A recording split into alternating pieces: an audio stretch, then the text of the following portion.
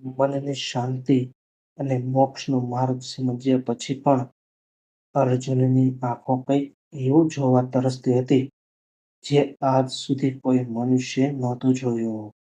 અર્જુને કહ્યું, હે પ્રભુ, જો હું યોગ્ય હોઉં તો મને તમારું એક પરમ દૈવી સ્વરૂપ બતાવો જે આખા બ્રહ્માંડને ચલાવે છે. અને ત્યારે કૃષ્ણએ આપ્યા કુરુક્ષેત્રના મેદાનમાં સૌથી ભયાનક દર્શન.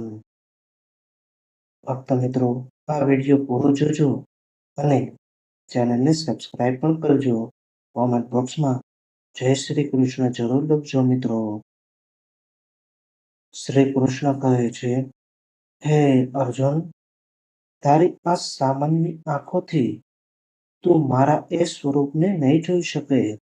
તેથી હું તને દિવ્ય દ્રષ્ટિ આપું છું. હવે જો મારું અદ્ભુત ઐશ્વર્ય અને બ્રહ્માંડનું સત્ય. સંજય ધૃતરાષ્ટ્રને કહે છે, જો આકાશમાં એક સાથે હજારો સૂર્ય ઉગી નીકળે તો પણ ભગવાનના એ તેજની બરાબરી ન થઈ શકે. અર્જુને જોયું કે આખા બ્રહ્માંડના ગ્રહો, તારાઓ, ગુરુ દ્રોણ, ભીષ્મ અને બધા જ યોદ્ધાઓ ભગવાનના એ ભયાનક મુખમાં સમાઈ રહ્યા છે. અર્જુન કહે છે, ખૂબ જ ડરી ગયેલા, ધ્રુજતા અને આશ્ચર્યચકિત અવાજે, હે પ્રભુ, આપના આ અનંત સ્વરૂપમાં મને ચારેય બાજુ હાથ, પેટ, મુખ અને આંખો દેખાઈ રહ્યા છે જેનો કોઈ અંત નથી. આકાશ અને પૃથ્વીની વચ્ચેની બધી જ દિશાઓ આપના એકલાથી જ વ્યાપ્ત છે. આપનું આ ઉગ્ર સ્વરૂપ જોઈને મારું મન ધ્રુજી રહ્યું છે. હે દેવેશે, કૃપા કરીને મને કહો કે આ ઉગ્ર સ્વરૂપવાળા આપ કોણ છો? શ્રી કૃષ્ણ ખૂબ જ ગંભીર, ગુંજતા અને કાળ સમાન અવાજે, કાલોડસ્મી લોકક્ષેત્ર ઉર્ધ્વો લોકાન સ્માતુર્મિ પ્રવૃતઃ. હું લોકોનો નાશ કરનારો મહાકાળ છું. આ સમય આ સેનાઓનો નાશ કરવા માટે પ્રગટ થયો છું.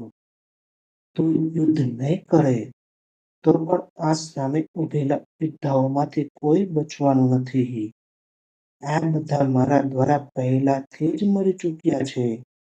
તું તો માત્ર નિમિત્ત માત્ર બન. અર્જુન, નિમિત્ત પાત્રમ ભવ સવ્યસાચિન. અર્જુન કહે છે, હાથ જોડીને રડતા અવાજે પ્રણામ કરે છે, હે પ્રભુ, આપને વારંવાર પ્રણામ છે.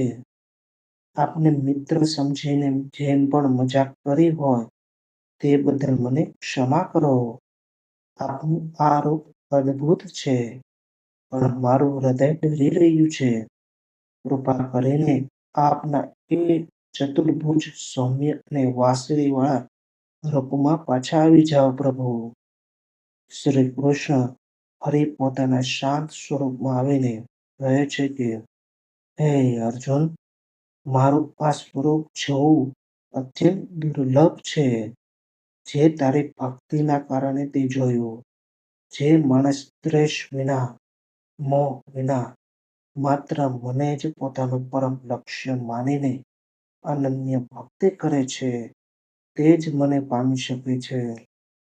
અર્જુન ચહેરા પર પરમ સંતોષ અને શાંતિ સાથે કહે છે, હે જનાર્દન, આપના આ મનુષ્ય રૂપ અને શાંત સ્વરૂપને જોઈને હવે મારું ચિત્ત સ્થિર થયું છે અને હું મારી સાચી પ્રકૃતિમાં પાછો આવ્યો છું.